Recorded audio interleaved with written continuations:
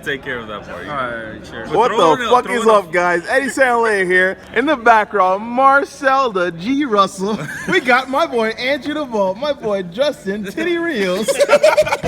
Alright, guys, I'm sorry I had to do that. So this is not a kids video, but real talk, the two newest members of T4 over here. My boy Johnathan got top 32. Should have had top 16 if he won his last one. With what deck, man? With Android 17, Super Say 17. that again, bro. Android 17, Super 17. All right, man. Let's get into deck profile real quick. All right. Explain what that leader does real quick. So the leader, it's really good in this meta. Well, it was a collaboration with the boys, with Andrew and Justin. The boys, the motherfuckers. We were playing the new Goku as the leader for the deck, but we found out that this leader ages against the mirror matches better because you can't Gogeta on 5 always because the leader bursts 2. That was the main reason to play the leader. But it has another reasons to play it, right? The Awaken ability now is actually useful. Before, you never used it because the idea of the leader was to bring down the height size of the opponent, so as to make it so it was never used because you already were doing that with the other cards in your deck. But now, because the decks actually have like hand size of 11, 12, 13 cards usually, the second ability where it says that activate main, the opponent has to go to 9 cards in hand, is actually relevant in this format. So it came up a couple times, or they have to play around it. Like good players do play around it, but they're doing their job for you, so it's fine. The second ability is really good right now, and Sparking 5 is a critical leader, so it works well with the Gogeta, with the plant, so that's really green. good. Also, it's green, so you don't so get Xenoblade. now it's really kind of impossible playing a blue leader because Tien is a card. So then this is the best next thing that you can do with the green leaders. I mean blue cards. Okay. So now to the deck. The first card is Gogeta. This is the bread and butter of the deck. Like this is the card that you always gonna have on 5. If you don't have it, you're gonna have a hard time. So this is it's a 3 of because you see it enough. I never not have this card. I had more problem finding the pieces than not having the card. So this was a good number. I never had problems with this one. The next one is Vegeta. Vegeta. This is a 15K. It's a name for the Union Fusion, so if you have this one and the Goku, you can just use these two. His second ability is just insane, so it's just a really good card that you have to play in the deck as a 4 of. Goku is energy and a name, nothing else. Like there were so few times that I could have played him, but it's not worth it sometimes. Like if you needed to, you could play it and use that ability where it gets activate battle, it gets triple strike, and that's it. But it could be in some scenarios, but like it never came out for me. So it's energy and Union Fusion. Now the card that holds the deck together, this is the best card of the deck by far. Ultra Instinct. It's just the best defensive tool that you have in the deck. And if you bounce back a card to the hand, Twice. it doesn't matter if you bounce the cards to the hand because you have Gogeta, and then it's just a really good defensive card. It ignores barriers, it gets around the secreters. It's just really good card, and it's just a 4 of absolutely. It's kind of a little bit expensive, but card, yeah, it really is. It's insane. 3 of the another name for this one. It's a complement. I was playing 4 at first, but I felt like the other ones. Like you wanna use this card more like every game. You wanna keep using it. This is your defensive play, your aggressive play, your removal. So these are the more like prime targets for the Union Fusion, and this is you wanna be using this. Like this is you wanna Union Fusion with these 2 cards. Like if just if that's the only Worst case scenario. Yeah, worst case scenario. Just if that's or the only 2 cards. So that's why I didn't wanna bring too many. This is the only self-awakening of the deck. So. It's also like you could maybe make a case for playing for this one. Would you play 4 in the future or leave it at 3? Not really. I didn't really have any problems like Union Fusioning. So I think it's fine. It's not like needed. Like because I had to make this card to make the space for the secret, so it's worth it. Right. Now the next one, the fast energy now, where you can play it on top if you have another multicolor. It's insane. It's energy most of the time. Never came up that I wanted to play it, but it's just being an on top energy. It's really good because it fixes your mana really well. Now This is another new card that the deck can play. The Piccolo Cunning Strategist. It has a lot of targets in the deck actually. It helps you with the burst 3. So if you're going first and they're being too aggressive, you can still be like burst 3 and you don't have to burst too many cards with the leader. You don't have to be unawakened to like get the sparking on the graveyard. So it brings out the Piccolo, the new expensive card of the deck. The UI or the Adult Cos Vegeta. All of them are targets for him.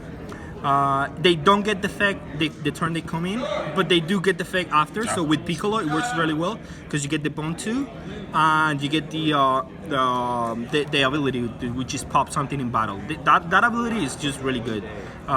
Doing it in battle, it is. Titties, fucking titties. Because you can pop it in battle, it's just like having a Ki Goku in the opponent's turn or in your turn. It's just really good. You can play well. It gets complicated when the opponent has their own Piccolo, but that's the fun of the game, I guess. You get to play the Paragon Super Combo, which is arguably the best super combo in the game. It's just drawing 2, getting one of the useless cards that you have in hand is just really good always. So it's good. Like that's the upside of playing a green leader. Senna button because this is a really good card when all your cards are like basically 10k. Especially for that Yeah, guy right there, that every UI. card in the deck Yeah, is that's basically titty. like a lot of the cards in the deck are 10ks. So having Senna button to play Ultra Instinct in the opponent's turn, to make a play, do Ultra Instinct, it's just really good. Gogeta and then Senna button, all those plays are absolutely insane. The secret, well, this is warranted the price tag on this one, a bit too much, but yeah. When it's a rival, is a rival in your turn, he gains triple attack, double strike, and critical. Which after you Gogeta, that's a game ender. Yeah. Even if you don't Gogeta, that's just a game ender in itself. It's 40k double strike that's too good. But you can also use it defensively, where you can ramp on that comes with this guy too, I guess. This is another thing that you can do. In the opponent's turn, you can rival him, get rid of something, and ramp 2 energy. And then you're set up for this guy. This is the other addition to the deck. I had another card, another dual color instead of this one in the deck, but I felt like Hashiok was gonna be a really well represented deck in the meta. So this is the way that you win that matchup. They don't have an answer for this. You play this and the game ends automatically. So I don't play hat yet. But then you don't need to ramp with this deck in that matchup. It never gets down to like, you don't have an energy. That matchup usually goes to 11, 12 energy. If you play just slow enough and you're Gogeta and the opponent, they never get to that. You see this card and you win automatically. So that's why you don't need the ramp in this deck. But it's nice that you can do it like early with this guy. The Cell Incertability Cell, this card was really good during the whole matchup, especially because Baby is the worst matchup of the deck, and this at least gives you like draws to like. It's not the best card, but like at least it's a 10k combo that draws cards, and you can try to get rid of it, like try to kill the opponent in the crab pack. So this was a really good card in the deck. I wouldn't change it. Master Rochi instead of any other negate, because it's a 5k that works with the Bond 2 with the Piccolo. So then it's not only a negate, but it also comes into play. It's a 5k. It's just a really good negate right now for this deck, and you can rival. So it makes sense. But is it the best card in the deck? It's not. It's not the same. And the Sensobeam, which is the best card that we have in set 1, and you can't just play a blue deck without it. So in order of best cards of the deck, was it the Sensu Bean, the Ultra Instinct, or the Gogeta? Because you all said Nah, it has to they be the were Ultra all the Instinct. best. Yeah, it has to be the Ultra Instinct. Bro. Ultra I Instinct. say Ultra Instinct. Spend your money now, boys. No, this is the heart of the deck, but this is the best card. That's it. Oh, Let's down get to to the the side sideboard, deck. yeah. I feel like it could have been a better sideboard because the worst matchup by far is the Baby, and I have to have like a better sideboard for that. I wasn't sure what was best. Sparking Negates, if the leaders are too aggressive, you can bring it in, but like they destroying something for 2 or less is relevant if there is 2 mana cards that you want to destroy. But I didn't play against any deck that there's nothing that like that in the meta right now. There's only like blue-green decks or Hashiak or Baby, but it doesn't do much against Baby. It only is a negate, but like it's underwhelming at that being there. Mafuba, Mafuba, it's probably the best card that you can bring up against Baby, but it's still not good enough, really. Stupid motherfucker. It's really good against like Secreters and any other kind of shenanigans the opponent is trying to do. But like it's probably more of in the sideboard, but it was really good during the tournament. Another one of her, because you want consistency, you're bursting, so you want to have her in turn 8, and that's the only reason. Banisher Fu never came out for me, but there are some scenarios where it could have, but like it could be another overrun. I don't know what would be better, to be honest. I was expecting more Apes Broly decks, so this card is really good in that matchup, and that's the only reason that it was there. Super Kai is a double strike. It always came out against like decks that you have to kill them, and this was really good. It was too good to have in the sideboard. And then Heavenly Wizard.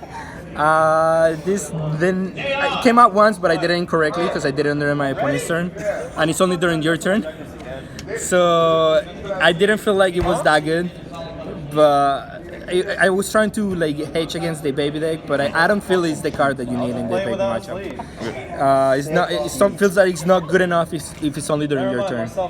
So that's it. That's the deck profile. All right, man. Any shout outs you want to give before you go? Yeah. Shout out to the new team that we're a part of right now. Shout out to the sponsor of the sleeves that we use for the tournament. Best team of the Best team in the game. Say it again. Heard it here. Best team in the game. Best team, not even close. Not even close. Look at Marcel in the back. Marcel is always messaging us like, come back, boy. Marcel's next. Give him another month, bro. I got him after January. All right, but for real, if you guys want these sleeves, go to prismaticdefender.com and use team promo code all caps team FOE, and you guys will get a discount on these sleeves, man. All right, Eddie Sandler with Johnathan Rodriguez, Top 32 deck, Super 17, signing out, boys.